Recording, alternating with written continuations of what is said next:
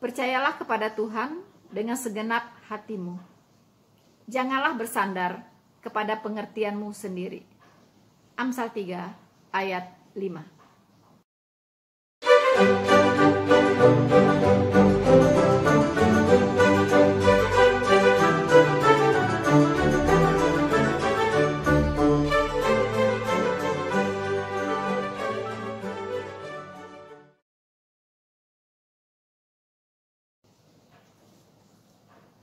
Halo teman-temanku semuanya, saudara-saudaraku yang terkasih di dalam Tuhan dimanapun Anda berada. Bertemu kembali bersama saya Rina Solihin dalam channel Rina Menjawab. Teman-teman, tidak henti-hentinya kita mengucapkan rasa syukur kita kepada Tuhan karena kita semua masih diberi kesehatan teman-teman ya, untuk bisa bersama-sama kembali berbagi, sharing tentang kebenaran firman Tuhan. Teman-teman, sebelumnya saya mengucapkan terima kasih untuk dukungan teman-teman semuanya terhadap channel Noverina Solihin dan komentar-komentar teman-teman yang luar biasa yang selalu menyemangati saya untuk bisa berbagi lebih banyak lagi dan lebih sering lagi teman-teman.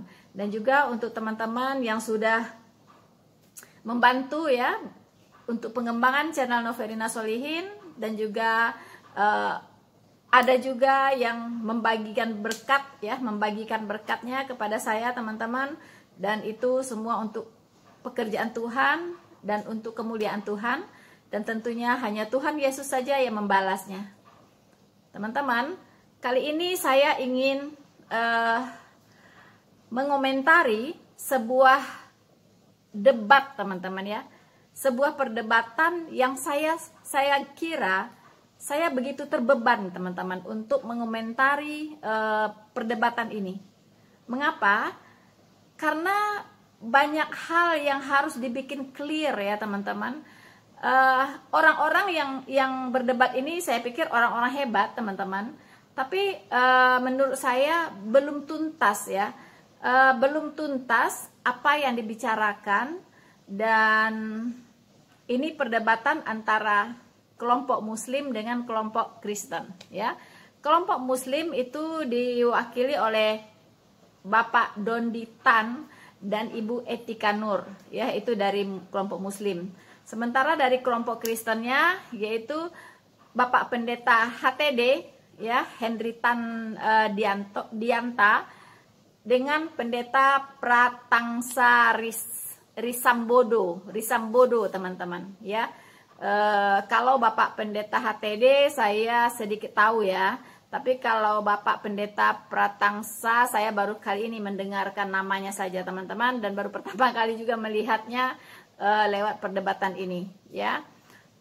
Sebenarnya ini tema yang sangat menarik teman-teman ya, yang selalu menjadi bahan perdebatan ya di antara kelompok Muslim dengan Kristen, yaitu tentang Yesaya 9 ayat 5. Debat Islam Kristen akhir zaman sesi kedua dimulai oleh tim Kristen. Silakan. Saya akan memperkenalkan diri terlebih dahulu. Saya adalah Pendeta Henry Tandianta. Rekan saya adalah Pendeta Pratangsa Risambodo. Kami mau tegaskan, kami adalah Kristen Allah Esa, Yesus satu-satunya Allah. Kami tidak menerima Allah lain. Bapa dalam nama Yesus, Bapa, Anak, Roh Kudus dalam nama Yesus. Tidak. Kami adalah Kristen Allah Esa, yaitu satu-satunya Allah adalah Yesus Kristus. Titik, tanpa embel-embel lain. Itu supaya clear lebih dulu ya. Jadi kami tidak pernah memakai Bapa dalam nama Yesus, Bapa, Anak, Roh Kudus dalam nama Yesus, Yahweh dalam nama Yesus, tidak benar ya. Jadi Allah kami adalah satu-satunya Yesus Kristus tok. Oke. Yesaya 9 ayat 5 ya. Tadi sudah itu dia ya, di sana ya. Yesaya 9 ayat 5 in English itu ayat 6 ya. Begini, seorang anak telah lahir, seorang S-nya huruf kecil, anak A-nya huruf kecil, telah lahir, seorang-seorangnya S huruf kecil, putra P-nya huruf kecil, telah diberikan untuk kita. Lambang pemerintahan di atas bahunya, kata gantinya juga N-nya huruf kecil. Dan namanya N-nya juga huruf kecil. Namanya disebutkan orang penasihat ajaib, ini huruf besar P dan A. Allah yang perkasa, Bapa yang kekal, Raja damai. Istilah gelar Bapa yang kekal cuman atu-atunya ada di sini. Satu-satunya Bapa kekal cuman ada di sini. Perjanjian Lama hanya menulis dua kata Bapa, yang satu di sini, satu lagi Yesaya 63 ayat 16. Itu engkaulah Bapa kami, namamu adalah penebus kami sejak dari semula, dahulu kala. Jadi Bapa di dalam perjanjian Lama hanya ada dua, satu di Yesaya 9 ayat 5 disebut Bapa kekal, dan di Yesaya 63 ayat 16. Oke, let's we learn about Isaiah ya. Kita belajar Isaiah 9 ayat 5. Satu, sosoknya ditulis pakai huruf kecil. Seorang anak, seorang putra, namanya disebutkan melalui ajaib. Semua huruf kecil, karena ini nubuatan, semua huruf kecil. Contoh lain misalnya di dalam Yesaya 7 ayat 14. Seorang perempuan muda mengandung dan akan melahirkan seorang anak laki-laki, ini juga huruf kecil. Nanti disebut Immanuel. Ya, namanya nubuatan pasti ditulis pakai huruf-huruf kecil. Di kitab Wahyu juga ada nubuatan, ya. Ditulis pakai huruf kecil juga. Raja Yesus, anak domba sebagai raja di kitab Wahyu juga ditulis pakai huruf kecil. Nanti setelah di kerajaan 1000 tahun Zakaria 14 ayat 9 barulah R-nya huruf besar. Ya. Jadi nubuatan itu huruf kecil, nanti sudah terjadi huruf besar. Terus udah itu nomor 2, mana tadi ya? Gelar huruf besar. Gelarnya yaitu penasehat, P-nya huruf besar, ajaib, A-nya huruf besar. Allah perkasa, A-nya huruf besar, P-nya huruf besar. Bapa yang kekal sama Raja damai, ya. Contoh lain Yesaya 7:14. Dia Immanuel, ini D-nya juga huruf besar, I-nya juga huruf besar. Poin ketiga, nubuatan ketika sudah digenapi, sosok dan gelarnya pakai. Teman-temanku sekalian, setelah kita mendengarkan pemaparan dari Bapak Henry Tan ya, HTD, teman-teman, tentang Yesaya 9 ayat 5, betul beliau mengatakan bahwa itu adalah Yesus Kristus ya, nubuatan untuk Yesus Kristus. Tapi saya punya beberapa catatan teman-teman dari apa yang dikatakan oleh Bapak TD ini. Pertama, beliau tadi mempromosikan diri sebagai oneness, teman-teman, yaitu Kristen Allah Esa. Ya, Kristen Allah Esa. Artinya kalau Kristen lain Allahnya tidak Esa atau bagaimana? Ya. Allah yang Esa itu adalah Allah Alkitab, Allahnya Esa. Ya. Allah Alkitab itu bukan 3, ya, tapi Esa. Ya. Tapi Esa dalam kesatuan, ya, yaitu Bapa, Putra, dan Roh Kudus. Beliau begitu bangganya ya memproklamasikan diri sebagai oneness, teman-teman. Ya, kita sama-sama tahu, dan beliau ini juga meyakini bahwa di sorga itu tidak ada Bapa. Ya, coba buktikan. Kalau di sorga itu ada Bapa, mau dikasih 1 miliar ya. Saya ingat videonya teman-teman ya, menantang orang-orang Kristen yang lain. Kalau di sorga itu ada Bapa, nanti diberikan 1 miliar kalau tidak salah. Wow, luar biasa ya, lumayan teman-teman. Nah, kalau begitu Tuhan Yesus salah dong, iya kan? Mengajarkan doa Bapa kami, Bapa kami yang ada di sorga, ya. Berarti salah begitu ya. Nah, mengapa Tuhan Yesus mengajarkan doa Bapa kami? Ya, Bapa kami yang ada di sorga. Jelas di sorga itu pasti ada Bapa, ya kan? ada Bapa di situ. Dari situ saja sudah ketahuan, ya kan? Tidak mungkin Tuhan Yesus mengajarkan doa Bapa kami yang ada di sorga, ya. Tidak mungkin kalau memang di sorga itu tidak ada Bapa, begitu. Nah, kemudian dari pernyataannya Bapak HTD tadi jelas ya bahwa oneness itu menolak yang namanya Bapa dan menolak yang namanya Roh Kudus, ya. Jadi percaya kepada Yesus saja, ya, sebagai Allah Esa, ya. Yesus sebagai Allah yang Esa itu betul, ya. Tapi Allah itu punya 3 pribadi, ya, bukan hanya Yesus saja, tetapi Bapa, ya, dan Roh Kudus, ya. Dan ketiganya esensinya satu, ya, esensinya satu.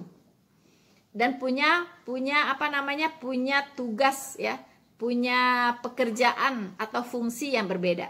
Tapi hakikatnya satu, yaitu Allah yang Esa. Nah, ini yang sedikit berbeda ya antara Tritunggal dengan oneness, ya teman-teman. Tapi kalau oneness menolak Roh Kudus dan Bapa, itu banyak hal di dalam Alkitab itu tidak akan bisa dijelaskan, ya, tidak akan bisa dijelaskan banyak hal, ya. Mungkin untuk tema-tema begini harus kita bahas secara khusus ya teman-teman, lebih dari hanya membahas tentang Tritunggal. Tapi bagaimana fungsi dari Roh Kudus, ya, fungsi dari Bapa dan Tuhan Yesus sendiri, begitu. Nah, teman-teman, tadi juga dikatakan bahwa waktu anak laki-laki itu lahir, ya, putra itu lahir, katanya dia belum Tuhan gitu ya, belum sebagai Tuhan, belum sebagai juru selamat. Saya heran teman-teman, kok bisa begitu ya? Ya, pemahaman Bapak HTD ini ketika Yesus Kristus lahir itu belum Tuhan dan belum juru selamat gitu. Padahal malaikat Gabriel memberitahukan, ya, mengumumkan kepada para gembala bahwa telah lahir bagimu, ya kan, Kristus, ya, telah lahir bagimu juru selamat, Kristus, Tuhan di kota Daud. Berarti saat lahir itu pun sudah punya jabatan sebagai juru selamat, punya jabatan sebagai Tuhan, dan punya jabatan sebagai Kristus, begitu. Karena Gabriel sudah mengumumkannya seperti itu, ya, hari ini telah lahir bagimu, ya, juru selamat, Kristus, Tuhan di kota Daud. Jelas, ya teman-teman. Nah, kita bisa lihat di tunggu teman-teman. Huruf besar, waktu nubuatan masih huruf kecil, ya. Ketika sudah digenapi pakai huruf besar, ya. Begini mana tadi ya? Lukas 2 ayat 11. Lukas mana. Isa 9 salah. Kalau sudah digenapi pakai huruf besar. Lukas 2 ayat 48, kata Maria kepada Yesus remaja, "Nak, mengapa engkau E-nya pakai huruf besar?" Ini sudah digenapi ya. Berbuat demikian terhadap kami, Bapamu, mu M huruf besar, dan aku cemas mencari engkau. Jadi kalau setelah jadi itu jadi huruf besar. Nomor 4, nubuatan yang pasti terjadi memakai kata telah, memakai kata sudah. Artinya itu nubuatan pasti terjadi. Contoh Yesaya 9 ayat 5, seorang anak telah padahal belum. Seorang putra telah padahal belum, ya. Contoh lain, Lukas 2 ayat 11, hari ini telah lahir bagimu juru selamat Kristus Tuhan di kota Daud. Padahal waktu lahir masih anak laki-laki, belum Kristus, belum Tuhan, belum juru selamat. Jadi teman-teman, saya merasa terganggu sekali ketika Bapak HTD ini mengatakan bahwa anak yang lahir ketika lahir itu, putra itu ketika lahir itu belum juru selamat, belum sebagai Tuhan. Ini sangat mengganggu teman-teman ya. Karena apa? Karena aneh begitu, ya. Dari mana itu statement seperti itu kok bisa ada begitu? Padahal Yesus itu adalah Tuhan sejak dunia ini belum dijadikan, ya. Karena Dia itu adalah Allah sendiri, ya. Dialah yang menjadikan segala ciptaan ini. Dia adalah Allah sang pencipta, begitu. Kok bisa-bisanya waktu lahir, ya Dia belum jadi Tuhan katanya. Lalu jadi Tuhannya kapan? Ya kan? Terus belum juru selamat katanya begitu. Sementara malaikat Gabriel di Lukas 2 ayat 11 itu sudah mengatakan, sudah mengumumkan, hari ini telah lahir bagimu juru selamat, yaitu Kristus, Tuhan di kota Daud.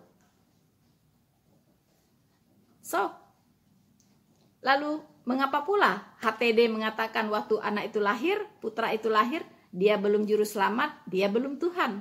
Ini jelas bertentangan dengan ayat Alkitab, teman-teman.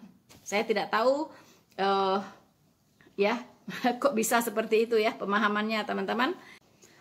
Teman-teman, sekarang kita akan menyaksikan apa yang akan dikatakan, apa yang akan dipaparkan oleh lawan debatnya, ya, yaitu dari kelompok Muslim. Apakah akan terjadi tanya jawab? Apakah akan terjadi saling menjelaskan atau seperti apa, ya, saling menangkis serangan atau bagaimana? Nanti kita akan saksikan, teman-teman, dan kita akan lihat apa yang akan disampaikan oleh mereka, ya. Selamat menyaksikan. Baik, bismillahirrahmanirrahim. Assalamualaikum warahmatullahi wabarakatuh. Terima kasih banyak atas pendahuluan yang sudah disampaikan oleh Bapak Hendri Tan dan Bapak Prananta Siambodo. Pada malam hari ini kita akan membahas Yesaya 9 ayat 6 di LAI versi terjemahan baru. Sebelum kita membahas lebih detail daripada Yesaya 96 ini, karena judulnya kan kupas tuntas nih Pak ya, saya ingin bertanya kepada bapak-bapak pendeta di depan saya, setujukah bapak-bapak kalau kita mau memahami satu ayat, kita harus memahami konteksnya, begitu Pak? Jadi tidak cherry picking kalau orang luar bilang gitu ya, asal comot, ditafsirkan semaunya, tetapi tidak melihat konteks daripada ayat yang sebelumnya ataupun perikop yang mendahuluinya gitu. Setuju nggak Pak kira-kira Pak Hendri Tan atau Pak Prananta? Silakan. Oke, silakan. Karena dipersilakan, silakan dijawab.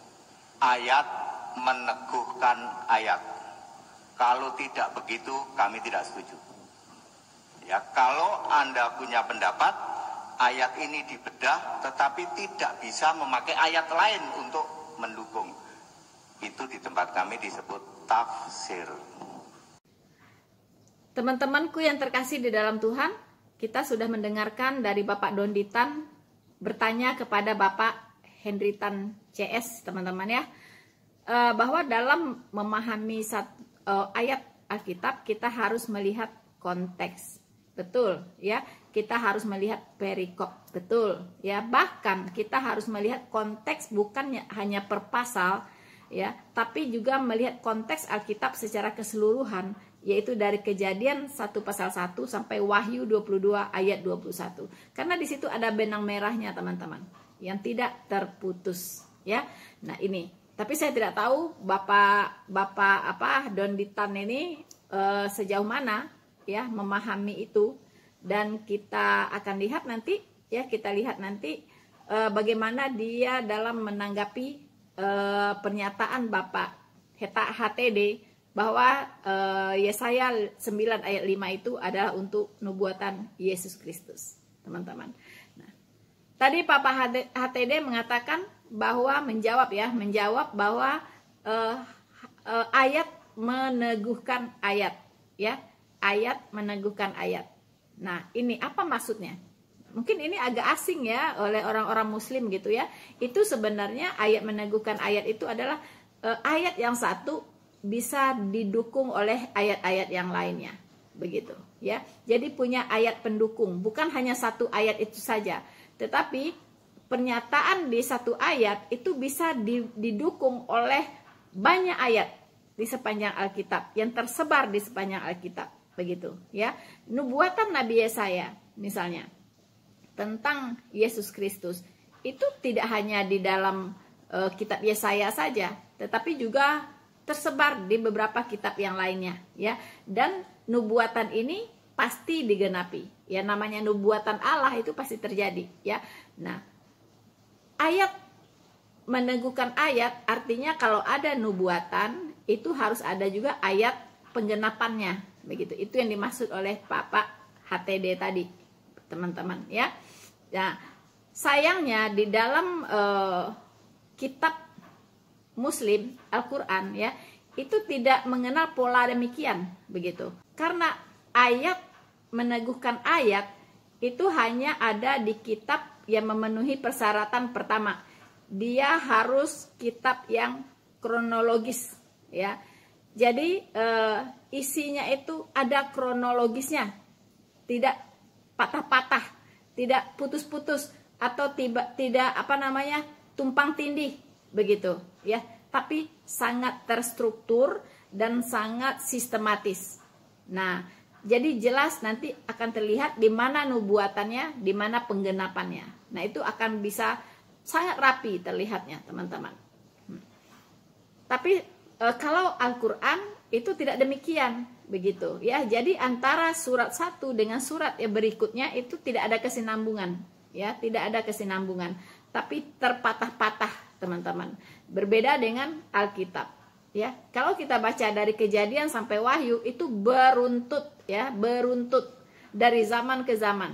Itu ada benang merahnya, ya, tidak patah-patah, tidak tumpang tindih, teman-teman, ya.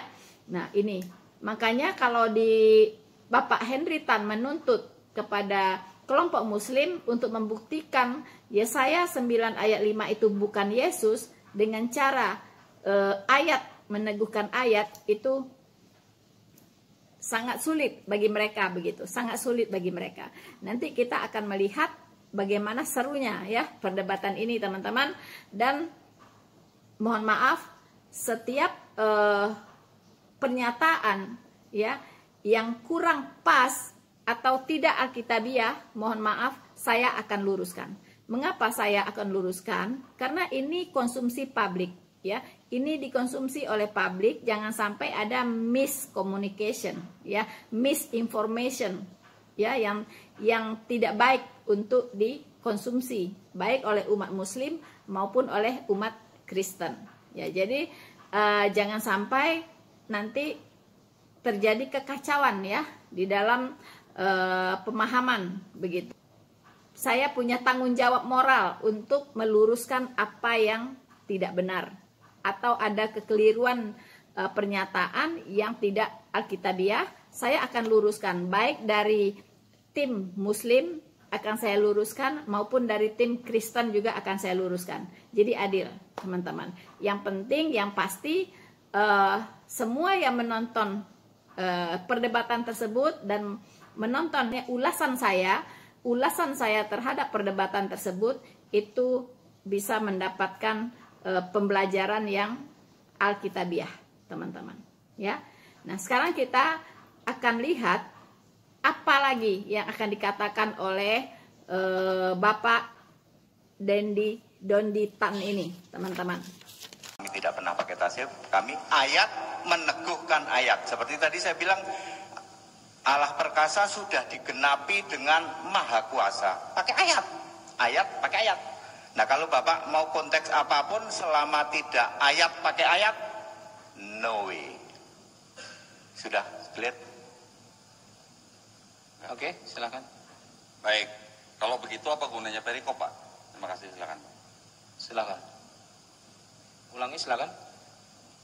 Kalau begitu, Bapak bilang ayat, meneguhkan ayat, yang mana mungkin dari perjanjian lama, diteguhkan di perjanjian baru. Kalau begitu, di dalam misalnya Yesaya 95 ayat 6, itu kan sebelumnya ada perikop, Pak. Ya. Itu gunanya apa perikop itu kalau ayat meneguhkan ayat tanpa melihat konteks, Pak? Silakan, Pak. Bentar. Yesaya 9 ayat 6. Sebenarnya sini kan kelahiran Raja Damai, ya, perikopnya, ya. Kelahiran Raja Damai, Pak, ya. Tadi saya bilang Raja Damainya belum jadi kenyataan. Sampai hari ini belum, secara de facto belum. R-nya huruf besar, damainya D huruf besar. Wahyu 11 ayat 17 dan ayat 15 ayat 17. Yesus sebagai raja, R-nya huruf kecil, masih nubuatan. Ya, makanya tadi saya bilang perikop ini, perikop kelahiran Raja Damainya belum digenapi. Pemerintahan ada di atasnya dan Raja Damai secara de facto belum. Yang 4 sudah.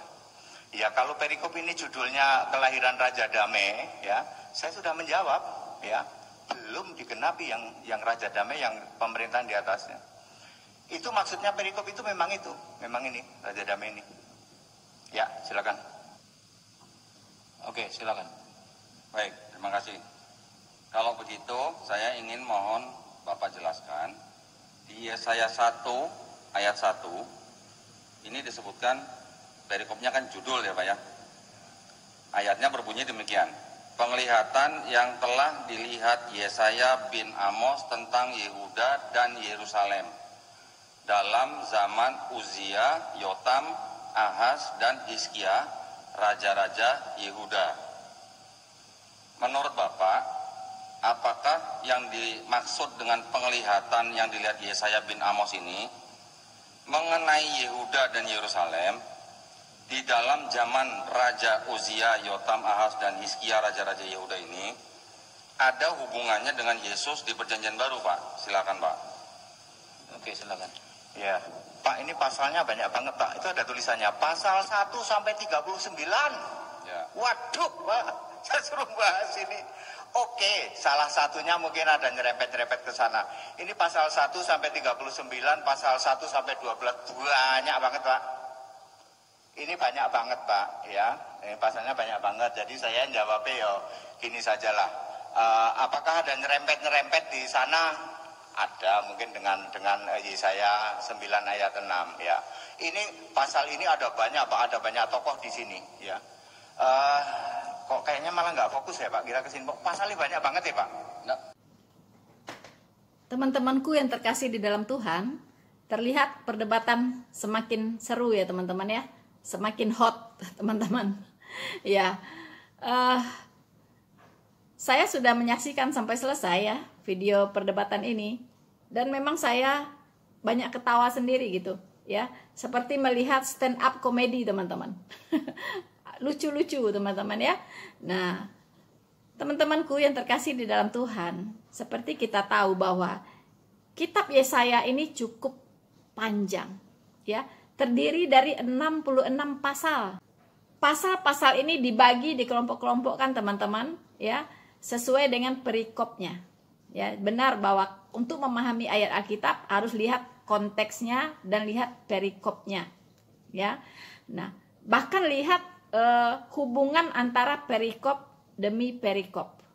Ya. Nah, kan perikop utama, kemudian ada lagi sub-sub perikopnya. Biasanya sub-sub perikop itu menguraikan tentang perikop utamanya, teman-teman. Seperti kita tahu, kitab Yesaya adalah kitab nubuatan, ya, kitab nubuatan. Nah, bahkan spesifik, teman-teman, yaitu nubuatan untuk Mesias, Sang Juru Selamat. Sekarang yang diperdebatkan, bagaimana Bapak Henry Tan ini bisa mempertahankan, bisa berargumentasi, mempertahankan pendapatnya bahwa ini adalah nubuatan untuk Yesus Kristus, dan bagaimana pula Bapak Dondi Tan mempertahankan pendapatnya bahwa ini bukan nubuatan untuk Yesus Kristus. Nanti kita akan lihat teman-teman. Ya, tapi saya ingin mengatakan bahwa betul, untuk memahami kitab Yesaya, bahkan kita bukan hanya membaca Yesaya 9, tetapi kita harus membaca kitab Yesaya ini dari awal ya, dari pasal 1 sampai pasal 66. Karena semua berhubungan, ya, semua berhubungan. Saya mengelompokkan teman-teman, membuat kesimpulan ya. Pertama, pasal 1 sampai 8 itu berbicara tentang bagaimana kedurhakaan Israel digambarkan, ya, kedurhakaan bangsa Israel yang sudah meninggalkan Tuhan, yang membelakangi Tuhan, ya, betapa durhakanya bangsa Israel ini terhadap Tuhan, ya. Mereka jatuh ke dalam penyembahan berhala. Mereka punya hati yang tidak cinta Tuhan. Teman-temanku yang terkasih di dalam Tuhan, di pasal ke-6, ya, spesifik, di mana di situ Yesaya diutus oleh Tuhan, ya, dipanggil oleh Tuhan untuk dipakai sebagai alatnya.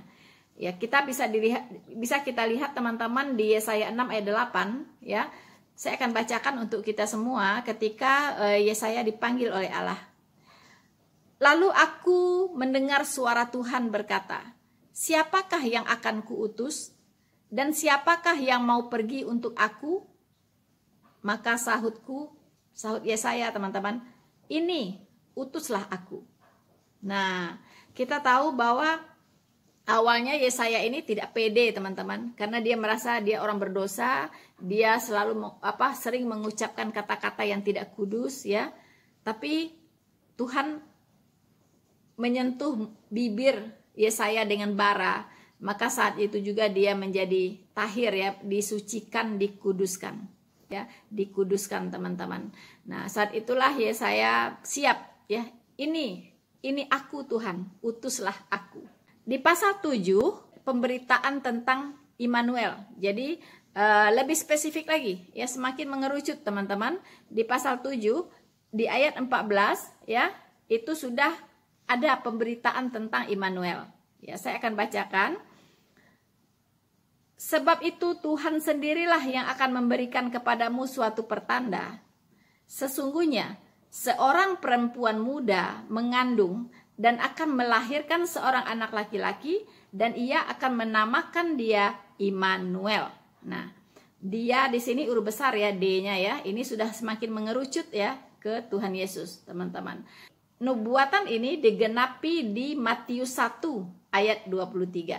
Di pasal 9 itu nubuatan tentang kelahiran Raja Damai, ya. Sebenarnya yang Immanuel dengan Raja Damai ini sama, ya, pribadi yang sama sebenarnya teman-teman. Dan ini memberitakan tentang gambaran, ya, gambaran dari sang juru selamat itu. Nah, ini yang diperdebatkan di sini, yaitu pasal 9 khususnya ayat 5 dan 6 tentang nubuatan terhadap Yesus Kristus begitu. Tapi Muslim tidak terima bahwa itu bukan nubuatan terhadap Yesus. Nanti kita lihat kepada siapa nubuatan itu menurut mereka gitu, ya. Kemudian di pasal 24 sampai 27 itu nubuatan tentang akhir zaman, ya. Di Yesaya 27 itu Israel diselamatkan. Pasal 28 sampai 35 itu juga masih bicara tentang Yerusalem, ya, dan bahkan nubuatan terhadap Samaria, teman-teman. Kemudian Yesaya 40 sampai 47 Allah mulai memperkenalkan atau menyatakan dirinya secara spesifik bahwa Dia adalah Allah satu-satunya, ya, bahwa Dia adalah juru selamat, bahwa Dia adalah penebus satu-satunya dan tidak ada Allah lain selain Dia, ya. Kemudian bahwa Dia adalah sang pencipta. Dia menyatakan bahwa Dia adalah juru selamat dan penebus. Dia adalah Allah satu-satunya, tidak ada Allah selain Dia. Ya, teman-teman. Nah, ini ditekankan, ya. Kemudian di Yesaya 51, ya, itu dinyatakan bahwa keselamatan itu sudah dekat, ya. Jadi maksudnya penggenapan, ya, penggenapan dari nubuatan-nubuatan ini sudah semakin dekat, teman-teman. Nah, di Yesaya 52 ayat 13 dan seterusnya yaitu berbicara tentang penderitaan, ya, yaitu penyaliban Tuhan Yesus. Nah, di sini berbicara bagaimana Dia dihina, bagaimana Dia disalibkan, bagaimana Dia menyerahkan nyawanya, kemudian bagaimana Dia tertikam, kemudian dalam matinya Dia ada di antara pemberontak, ya kan? Nah, teman-teman, lalu tujuan Dia mati untuk apa? Yaitu untuk menanggung dosa, teman-teman, seisi dunia, ya. Kesengsaraan kita dipikulnya, teman-teman. Dia yang menanggung penyakit kita, ya. Segala yang harusnya kita alami ditimpakan kepadanya. Kemudian Yesaya 54 itu menyerukan agar semua orang berdosa datang kepada Tuhan dan menerima janji keselamatan itu, ya. Nah, kemudian Yesaya pasal 56 sampai 66 itu penggenapan keselamatan serta syarat-syaratnya, ya. Keselamatan adalah bagi semua orang, di situ dituliskan, ya. Jadi bukan untuk orang-orang pilihan saja, ya. Tidak ada, Tuhan tidak pilih-pilih orang untuk diselamatkan. Di kitab Yesaya sudah ditegaskan, Yesaya 59 yaitu dikatakan dosa adalah penghambat keselamatan, ya. Dosa adalah penghambat keselamatan. Makanya dosa itu harus diselesaikan. Dosa diselesaikan dengan penghukuman, tidak bisa dipakai cara lain, tidak bisa pakai sogok Tuhan dengan amal ibadah, dengan perbuatan baik, tidak bisa. Tapi dosa harus diselesaikan dengan penghukuman. Nah, Tuhan Yesus datang ke dunia ini menjadi manusia, itu adalah untuk mendamaikan antara kita yang berdosa dengan Allah yang Maha Kudus, ya. Makanya dia disebut juga Raja Damai, karena dia yang mendamaikan orang berdosa dengan Allah. Sehingga orang berdosa ini bisa dikuduskan, bisa disucikan melalui apa? Melalui pertobatan, ya, dan menerima Yesus Kristus sebagai Tuhan dan juru selamatnya. Dan Yesaya 60 itu berbicara tentang kemuliaan Sion yang akan datang. Sion, teman-teman. Kemudian Yesaya 61 yaitu kabar selamat kepada Sion, ya.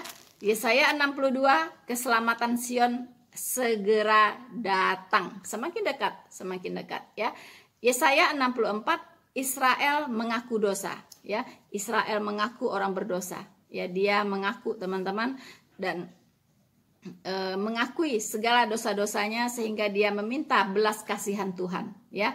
Yesaya 65 Allah menjawab, ya, menjawab Israel, katanya hukuman bagi orang berdosa dan keselamatan bagi orang saleh, begitu, ya. Jadi kalau Anda berdosa, ya, Anda harus dihukum, begitu, ya. Harus dihukum karena upah dosa adalah maut, gitu. Nah, orang yang mau dosanya diselesaikan oleh Sang Juru Selamat, maka upahnya tentunya keselamatan. Nah, Yesaya 66 keselamatan setelah hukuman. Nah, inilah rangkaian dari isi dari kitab Yesaya, teman-teman, ya. Rangkaiannya. Jadi kalau kita memahami satu kitab, ya, satu kitab, kita harus membacanya dari awal sampai akhir. Tidak boleh cuma di tengah-tengah saja, apalagi cuma main comot-comot ayat. Tidak bisa, ya. Tidak cukup melihat konteks ayat di perikop saja, tapi seluruhnya, dalam keseluruhan. Seperti kitab Yesaya dari pasal 1 sampai 66, kita harus baca, teman-teman, karena semuanya itu berhubungan, begitu. Nah, kita akan lihat bagaimana teman-teman Muslim, ya, yang sedang berdebat ini memaknai kitab Yesaya ini, khususnya nubuatan Yesaya 9 ayat 5 dan 6 ini. Kami menghargai pendapat Bapak atau pengertian dan pemahaman Bapak-Bapak bahwa Yesaya 9 ayat 6 itu ditujukan untuk Yesus. Tetapi kita juga tidak boleh lupa bahwa di dalam pasal 9 ayat 1 dimulainya, di dalam tanakh Ibrani itu adalah pasal 8 ayat 23, ya Pak, ya. Nah, ini kan kita namanya kupas tuntas nih Pak. Jadi kan kita nggak boleh nih kita bicara cuman kulit-kulitnya aja gitu kan Pak, ya. Ya, silakan. Nah, saya bacakan secara cepat. Yesaya 91 sampai 7 di versi terjemahan baru LAI, ya. Tetapi tidak selamanya akan ada kesuraman untuk negeri yang terimpit itu. Kalau dahulu Tuhan merendahkan tanah Zebulon dan tanah Naftali, maka di kemudian hari ia akan memulakan jalan ke laut, daerah seberang sungai Yordan, wilayah bangsa-bangsa lain. Bangsa yang berjalan di dalam kegelapan telah melihat terang yang besar. Mereka yang diam di negeri kekelaman, atasnya terang telah bersinar. Engkau telah menimbulkan banyak sorak-sorak dan sukacita yang besar. Mereka telah bersukacita di hadapanmu, seperti sukacita di waktu panen, seperti orang bersorak-sorak di waktu membagi-bagi jarahan. sebab kuk yang menekannya dan gandar yang di atas bahunya, serta tongkat si penindas telah kau patahkan seperti pada hari kekalahan Midian. Sebab setiap sepatu tentara yang berderap-derap dan setiap jubah yang berlumuran darah akan menjadi umpan api. Sebab seorang anak telah lahir untuk kita, seorang putra telah diberikan untuk kita, lambang pemerintahan ada di atas bahunya, dan namanya disebutkan orang, Penasehat Ajaib, Allah yang perkasa, Bapa yang kekal, Raja Damai. Murka Tuhan terhadap Efraim, besar kekuasaannya, dan damai sejahtera tidak akan berkesudahan di atas tahta Daud di dalam kerajaannya. Karena ia mendasarkan dan mengokohkannya dengan keadilan dan kebenaran dari sekarang sampai selama-lamanya. Kecemburuan Tuhan semesta alam akan melakukan hal ini. Baik Pak, sebelum kita sampai ke ayat puncaknya, yaitu di 9 ayat 6, bisakah Bapak mengkonfirmasikan ke saya dari ayat 1 sampai ayat 5, apakah itu ada hubungannya dengan ayat 6 Pak? Silakan Pak. Ada sih, misalnya telah melihat terang yang besar ya, itu ada ya. Ada, tetapi fokusnya tidak semua ya, beberapa ayat ada ya. Nanti puncaknya ada di ayat 5, ini untuk Yesus. Sekali lagi, saya hanya memakai ayat meneguhkan ayat ya, silahkan Bapak boleh bahasa saya menafsir ayat 1, 2, 3, 4 gitu. Tapi harus ada ayat yang meneguhkan. Saya ayat 5 ya, 9 ayat 5, saya bisa menunjukkan ayat meneguhkan ayat. Tadi yang belum adalah pemerintahan di atas baunya Raja Damai. Saya bisa menunjukkan Wahyu 20 ayat 4, Wahyu 11 ayat 15 dan 17, Zakaria 14 ayat 9. Saya pakai ayat.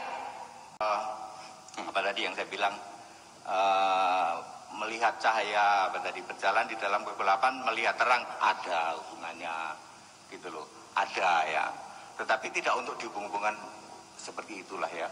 Karena ini perikopnya ini kan gede ini perikop besar ini nanti dengan. Teman-temanku yang terkasih di dalam Tuhan, kita sudah mendengarkan bahwa tadi Bapak Donditan itu membacakan Yesaya 9 ayat 1 sampai 6, teman-teman ya. Dan beliau menanyakan kepada Bapak Hendritan, apakah ayat 1 sampai 5 ini berhubungan tidak dengan ayat 6. Tapi kita lihat jawabannya tidak fokus ya, dan selalu menjawab dengan cara yang berulang-ulang ya, dengan cara yang berulang begitu Pak Hendritannya. Jadi tidak menjawab apa yang ditanyakan oleh Bapak Donditan, teman-teman. Nah, untuk itu saya akan mencoba untuk mengulas ya apa yang ditanyakan oleh Bapak Donditan ini, karena ini penting untuk kita ketahui, teman-teman. Ya, ini sangat penting sekali nubuatan ini, dan ini menjadi perdebatan ya, sering menjadi perdebatan. Jadi kalau kita tidak buat clear, teman-teman, nanti akan bingung ya di luar sana ketika ada yang membahas ini, teman-teman. Kita tahu bahwa beberapa hal harus kita garis bawahi di Yesaya 9 ayat 1 sampai 6 ini. Pertama, bangsa yang berjalan di dalam kegelapan ya. Ini berbicara tentang bangsa Israel, teman-teman ya. Ini tidak berbicara tentang bangsa yang lain, tapi bangsa Israel. Bangsa yang berjalan di dalam kegelapan telah melihat terang yang besar ya, terang yang besar. Mereka yang diam di negeri kekelaman, atasnya terang telah bersinar. Engkau telah menimbulkan banyak sorak-sorai dan sukacita yang besar. Mereka telah bersukacita di hadapanmu seperti sukacita di waktu panen, seperti orang bersorak-sorak di waktu membagi-bagikan jarahan. Sebab kuk yang menekannya dan gandar yang di atas bahunya serta tongkat si penindas telah kupatahkan seperti pada hari kekalahan Midian ya. Nah, dan seterusnya ke bawah, teman-teman ya, sampai kepada ayat 5, sebab seorang anak telah lahir untuk kita, seorang putra telah diberikan untuk kita, lambang pemerintahan ada di atas bahunya, dan namanya disebut orang Penasehat Ajaib, Allah yang perkasa, Bapa yang kekal, Raja Damai. Apakah dari ayat 1 sampai 5 ini berhubungan tidak dengan ayat 6? Mari kita baca ayat 6-nya. Besar kekuasaannya. Ada nya di sini. Nya kalau di sini pasti merujuk kepada objek sebelumnya. Di sini besar kekuasaannya. Berarti ini merujuk kepada putra itu, ya. Putra itu yang anak yang tadi, yang putra yang telah diberikan untuk kita. Nah, besar kekuasaannya. Jelas ini merujuk kepada putra. Nya-nya ini merujuk kepada putra. Jelas ada hubungannya. Dan damai sejahtera tidak akan berkesudahan di atas tata Daud dan di dalam kerajaannya, karena ia mendasarkan dan mengokohkannya dengan keadilan dan kebenaran dari sekarang sampai selama-lamanya. Nah, teman-teman, mari kita lihat apakah Yesaya 9, ya, bukan hanya ayat 5 dan 6, teman-teman, tapi kita harus melihat dari ayat 1-nya. Baru nanti kita akan jelas, ya, clear sekali melihat bahwa ini adalah nubuatan untuk Tuhan Yesus, teman-teman. Kita lihat bangsa yang berjalan di dalam kegelapan. Tadi kita tahu bahwa bangsa Israel yaitu bangsa yang sangat-sangat, kalau di mata Tuhan itu sudah durhaka sekali lah, teman-teman, ya, dan jatuh ke dalam penyembahan berhala, ya. Kemudian mereka hatinya cenderung berbuat dosa, berbuat jahat, teman-teman. Jadi mereka itu berada dalam kegelapan, ya, kegelapan. Nah, kemudian bangsa ini telah melihat terang yang besar. Nah, ini nubuatan ya, teman-teman, ya, telah melihat terang yang besar. Mereka yang diam di negeri kekelaman, atasnya terang telah bersinar. Nah, kita lihat apa arti terang, teman-teman. Siapa itu terang? Ya, siapa yang dimaksud dengan terang di sini, teman-teman? Nah, kita akan melihat Yohanes 9 ayat 5.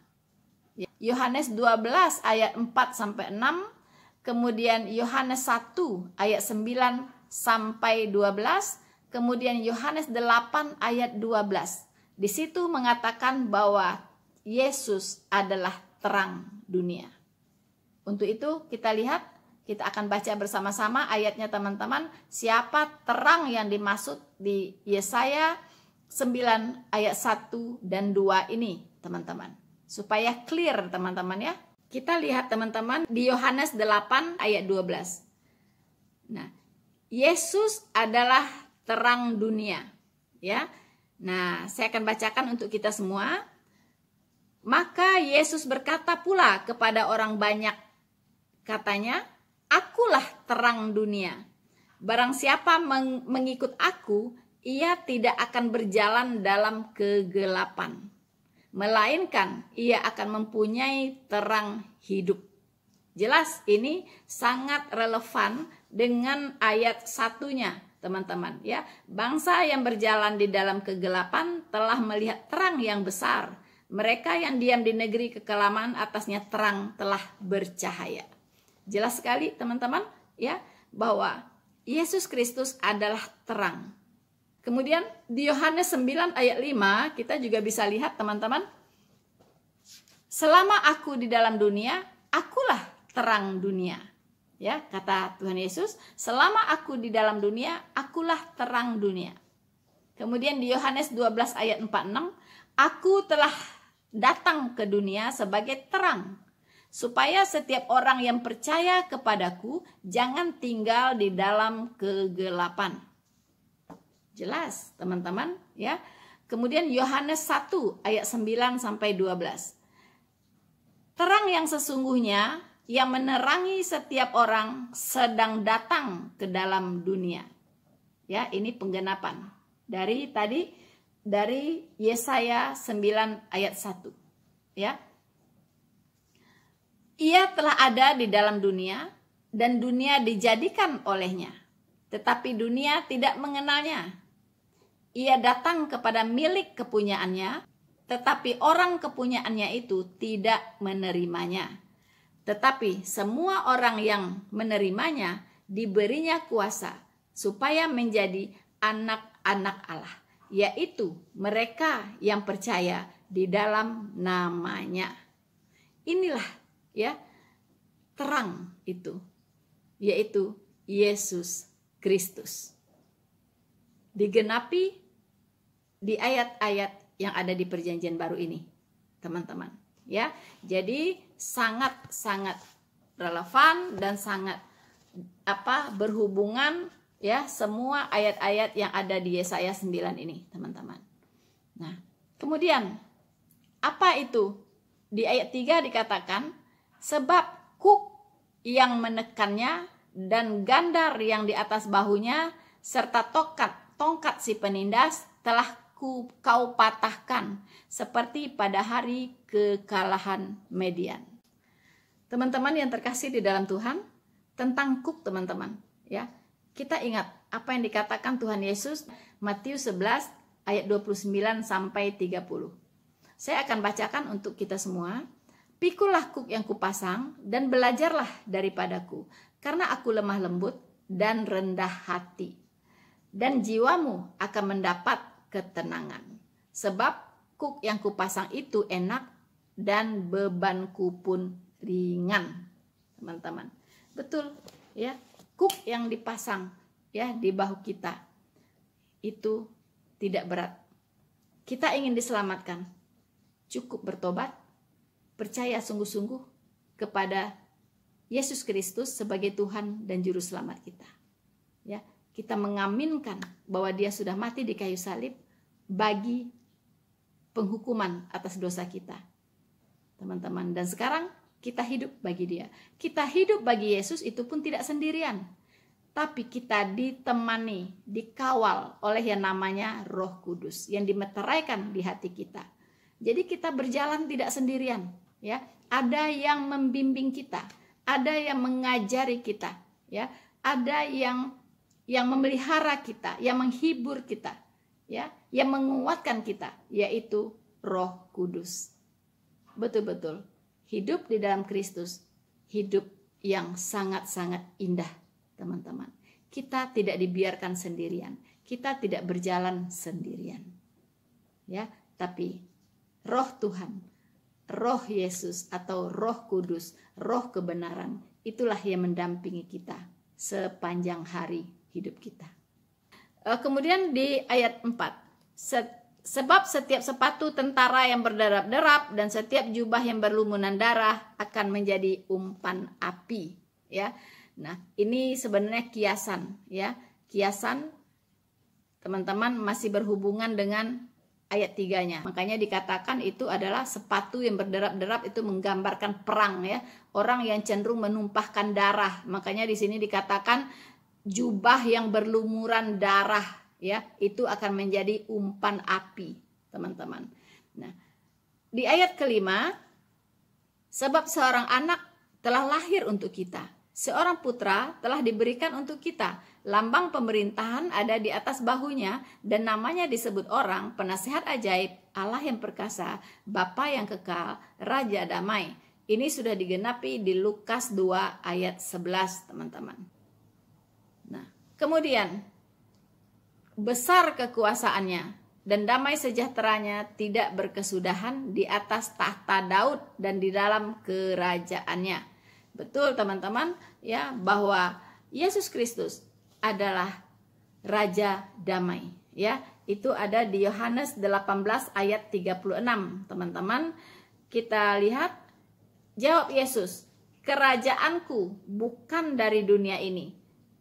Jika kerajaanku dari dunia ini, ya, pastilah hamba-hambaku telah melawan supaya aku jangan diserahkan kepada orang Yahudi.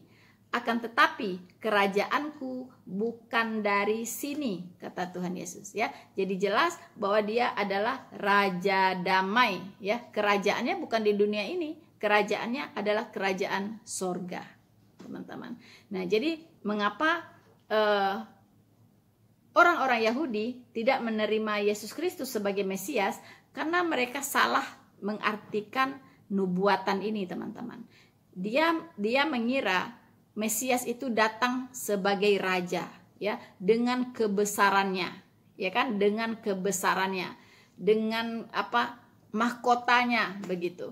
Nah, ketika Sang Juru Selamat ini datang ya dengan lahir di kandang domba, kemudian mengendarai keledai, ya kan?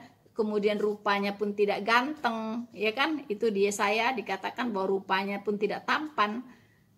Ini sangat membuat orang Yahudi ini tidak bisa menerimanya. Perspektif orang Yahudi akan Mesias ini berbeda banget, teman-teman. Ya, jadi dia membayangkan Juru Selamat ini, Mesias ini akan datang dalam kebesarannya sebagai raja.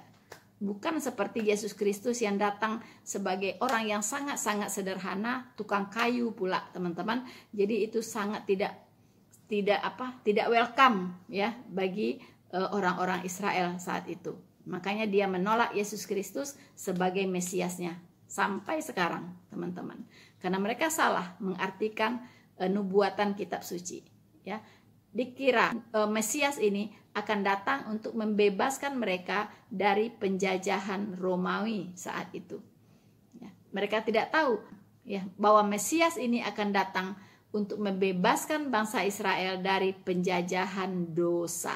Jadi mereka salah paham, salah memahami nubuatan kitab suci, teman-teman. Ya, oke, teman-teman, itu yang bisa saya ulas ya tentang pertanyaan dari saudara Donditan tadi, karena saya lihat jawaban dari Bapak Henry Tan itu tidak menggigit ya, tidak menjawab apa yang ditanyakan oleh Bapak Donditan, teman-teman. Nah, saya kira kita semakin paham ya, teman-teman. Teman-teman, ini menarik untuk kita simak selanjutnya, teman-teman. Tapi karena videonya debatnya ini cukup panjang, saya akan split video ini menjadi 2, teman-teman ya.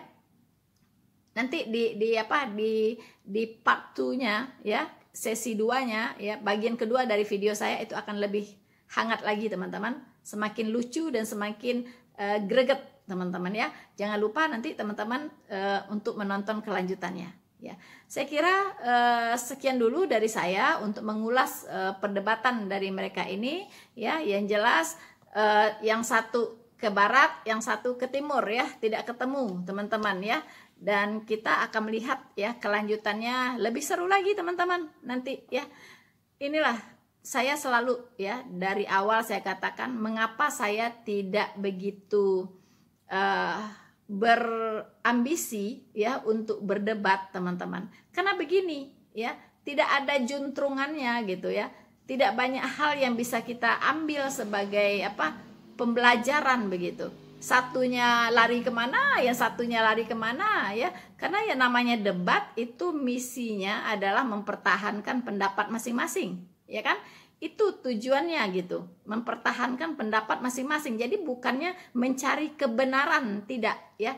Makanya saya tidak terlalu bernafsu ya, tidak terlalu bergaistet, teman-teman, untuk mengikuti yang namanya perdebatan. Sekian dulu saya kira untuk kali ini, dan saya harap teman-teman jangan lupa ya untuk selalu mendukung channel Noverina Solihin supaya kebenaran bisa terus diberitakan, Injil keselamatan banyak didengar oleh orang-orang di luar sana, teman-teman, sehingga mereka mengenal kebenaran dan diselamatkan ya. Jangan lupa untuk terus ya berdoa untuk Rina Solihin supaya diberikan kesehatan, pasti ya punya gairah selalu untuk pekerjaan Tuhan, dan tentunya selalu rindu untuk berbagi dengan teman-teman semua ya. Untuk itu saya cukupkan dulu sampai di sini video kali ini, teman-teman. Jangan lupa untuk like, subscribe, dan share video ini.